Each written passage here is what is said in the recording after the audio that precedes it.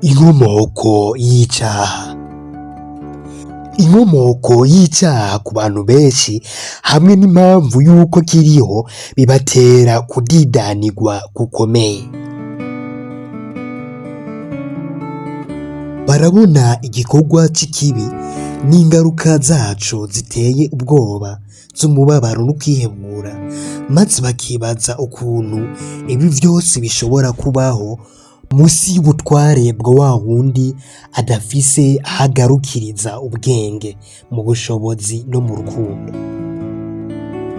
Kandi aho bahabona ibanga badafitiye insiguro. Muri uko kutamenya no gukekeranya bacika impumyi. Hariho bamwe mu bushakashatsi bagira bwerekeranye n'uko icaha kiriho, biha kuraba no mu vyo Imana itahishuye.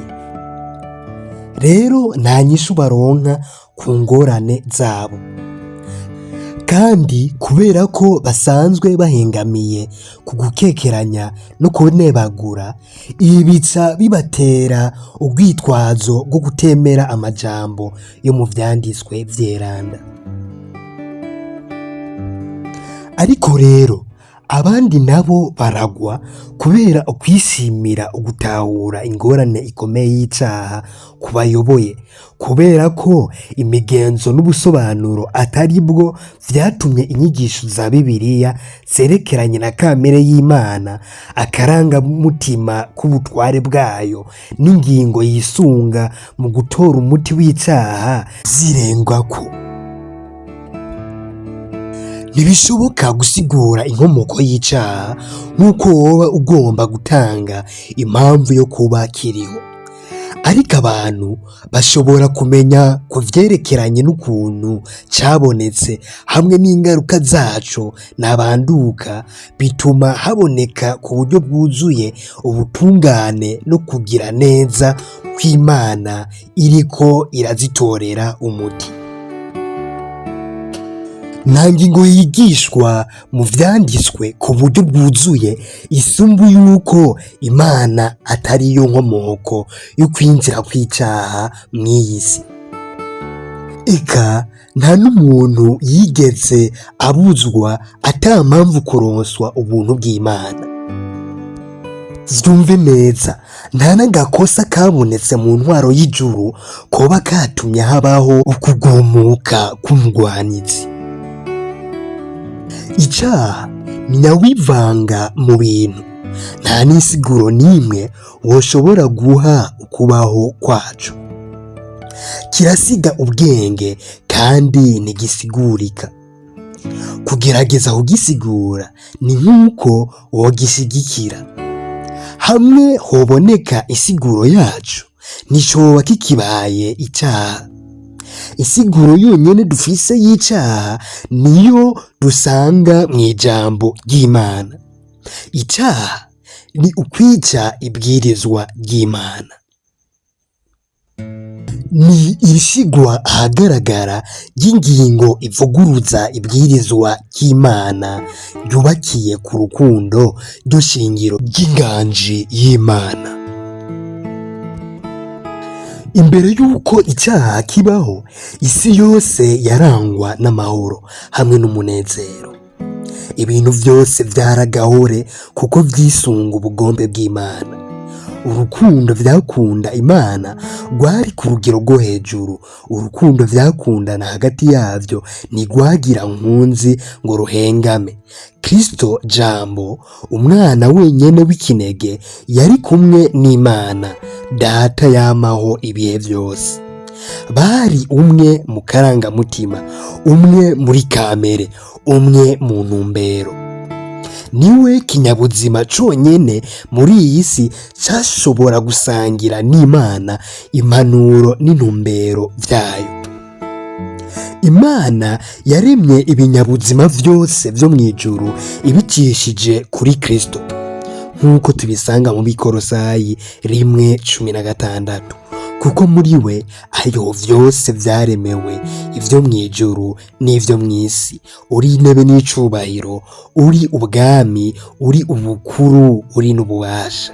Abikolosayi 1:16. Kandi kubwo kuringanira na se, ijuru ryose rirunamira Kristo. Kubera ko itegeko ry'urukundo ari ryo shingiro ry'intwaro y'Imana, umunezero w'ivyaremwe vyose ushingiye ku kuntu uhura n'ingingo ihambaye y'ukugororoka. Igikorwa Imana yipfuza ku vyaremwe vyose ni urukundo, ugushima gukomoka ku bwenge bushima kamere yayo. Imana ninezerezwa n'abayubaha ku bw'akagobero, kandi iha abantu bose umwidegemvyo wo guhitamwo, kugira ngo igikorwa bayikorera kibe kivuye ku gushaka kwabo. Ariko hariho uwashatse kugwiza n'ubusa uwo mwidegemvyo. Icyaha catanguranye n'uyo yari yegereye Kristo, yari yarashimwe kenshi n'Imana, kandi yari yarashizwe hejuru mu bushobozi no mu cubahiro mu baba mw'ijuru. Imbere yo kugwa kwiwe, Lusiferi umutwaramuco yari umukerubi akingira, mbere atunganye kandi atagira akanenge. Uku niko umwami uhoraho agize ati: ni wewe wari akaminuza ka vyose, wuzuye ubwenge, ukaba mwiza vy'agahore, wari muri Edeni mw'itongo ry'Imana, wisakaye utubuyenge twose tw'igiciro kinini. Wari umukerubi asizwe amavuta ashanje amababa, kandi nagushizeho uba ku musozi wera w'Imana. Wacuragiza hagati y'amabuye yaka umuriro, kandi waragahore mu ngeso zawe zose uhereye umunsi waremeweko gushika igihe ibigabitanyo vyakubonetseko. Ezekiyeli 28:12-15. Lusiferi yari kuguma atunye ku Mana, akundwa kandi yubahwa n'ingabo z'abamarayika, akoresha ubushobozi afise mu guhezagira abandi no mu guhayagiza umuremyi wiwe. Ariko uku niko uwavugishwa n'Imana avuga: ubwiza bwawe nibwo bwateye umutima wawe kwishira hejuru, igitinyiro cawe nico cononye ubwenge bwawe. Ezekiyeli 28:17. Buhoro buhoro Lusiferi yahavuye atwagwa n'agatima ko kwishira hejuru. Nuko rero uku niko Uhoraho agize ati: ko wagereranije umutima wawe n'umutima w'Imana. Ezekiyeli 28:6. Wari waribariye mu mutima wawe uti: nzoduga nje mw'ijuru, nkuze ingoma yanje isumbe inyenyeri z'Imana. Uti: nzoba ku musozi w'ikoraniro mu ruhande rw'impera y'iburaruko. Uti: nzoduga ndenge aho ibicu bigarukira, nzoba nk'isumba vyose. Yesaya 14:13-14. Aho kurondera gushira Imana hejuru mu kuntu ivyaremwe vyose biyubaha kandi biyikunda, Lusiferi niwe yarondeye guhabwa icubahiro no gukorerwa n'ivy'Imana yaremye. Kandi mu kwipfuza icubahiro umwana yari yaragabiwe na se yamaho, uyu kizigenza mu bamarayika yagiriye isari ubushobozi Kristo wenyene yararekuriwe kugira. Ijuru ryose ryari ryanezerejwe no kwerekana icubahiro c'umuremyi hamwe no kwamamaza amashimwe kuri we. Mu gihe Imana yahabwa icubahiro kiyikwiriye, ibintu vyose vyari mu mahoro no mu munezero. Ariko rero akantu ko kutumvikana kazanye agasembwa mu bwumvikane bwaboneka mw'ijuru. Igikorwa cyo kwiyerekana no kwishira hejuru gihushanye n'umugambi w'umuremyi cakabuye ivyiyumviro vy'umwiza ku vyaremwe vyari bisanzwe biha Imana icubahiro co hejuru. Inama z'amajuru zarahabwa Lusiferi no kwinginga gukomeye. Umwana w'Imana yamweretse ubukuru, ubwiza hamwe n'ubutungane bw'Umuremyi hamwe n'akarangamutima k'amabwirizwa yiwe atunganye kandi adahinduka. Imana ubwayo niyo yashyizeho integuro y'ukuntu ibintu vyokurikizwa mw'ijuru, kandi mu kurondera kugendera kure iyo nteguro, Lusiferi yari kuba agayishije uwamuremye kandi akaba yikwegeye uguhona. Ariko rero iyo nkebuzo yatanganywe urukundo ntangere n'impuhwe nyinshi, yashoboye vyonyene kuvyura agatima ko kutagamburuka.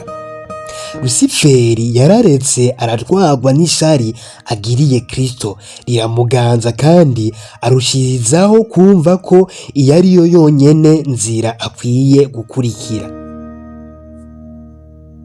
Ukwibona mu cubahiro yari afise kwamuteye kwipfuza kwishira hejuru. Ivyubahiro yari yarahawe ntiyabihaye agaciro nk'aho yoba ari ingabire y'Imana, kandi ntiyumvisemwo ko ahamagarirwa gushima Imana ku bw'ivyo.